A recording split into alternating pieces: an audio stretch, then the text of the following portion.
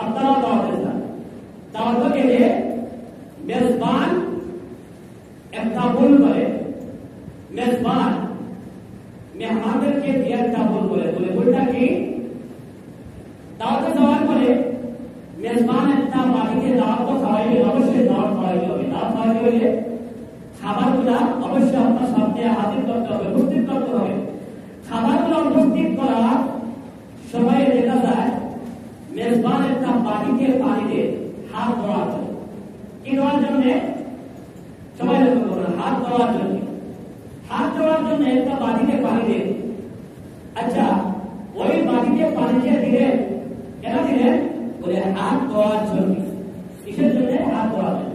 এবার আপনাদের কাছে প্রশ্ন, এবার হাত আপনি পরিষ্কার করবেন, এই বাটিতে যে পানি আছে, মনে করেন 5 জন 10 জন 20 জন কম বেশি এরকম লোক আছে, এবার একটা বাটিতে পানি দিলেন মেজবান।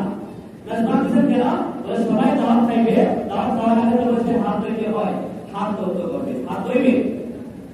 এখন এই একটা বাটিতে যে আপনারা 10 জন 20 জন আমরা মানুষ হাত ধুইব, এখানে হাত ধোয়া এটা আপনার হাত পরিষ্কার করা নাকি হাত ভিজানি? একটা বাটিতে যদি পানি দিলে 10 জন 20 জন মানুষের হাত ধুইবে, তত করবে। এখন এই বাটিতে যে হাত ধুইবে, এটাকে হাতকে পরিষ্কার করবে না হাত ভিজাইবে? যদি বলেন হাত ভিজাইবে, তাহলে 10 জন 20 জন নয় 1000 মানুষ হাত ভিজাইতে পারবে, কোনো অসুবিধা নাই। আর যদি বলেন হাত পরিষ্কার করা, তাহলে একটা বাটিতে পানি দিলে কয়জন মানুষ হাত পরিষ্কার করতে পারে? কয়জন মানুষ? বলেন কয়জন মানুষ?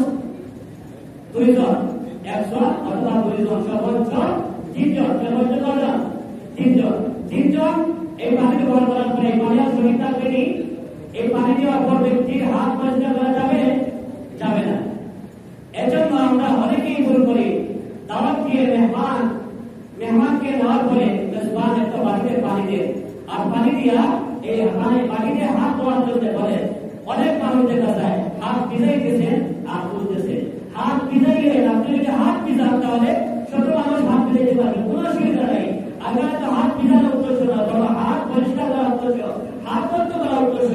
যদি হাত বন্ধ করার উদ্দেশ্য হয়, পরিষ্কার করার উদ্দেশ্য হয়, তাহলে আপনি সর্বোচ্চ 2 জন অথবা 3 জনের হাত পরিষ্কার করতে পারবেন, তারপরে আর সম্ভব না। এই জন্য এগুলা করা যাবে না, এগুলা আপনারা আপনার জন্য করতে হবে।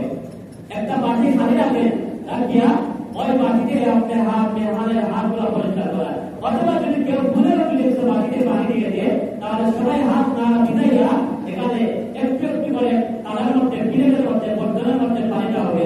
আর ওই হাত আপনার হাত ধরতে করে আবার পানির মধ্যে রাখবেন, তাহলে তো হাত ধরতে করতে পারবেন, পরিষ্কার হবে, ধোয়া হবে। আর যদি সবাই যদি একবারে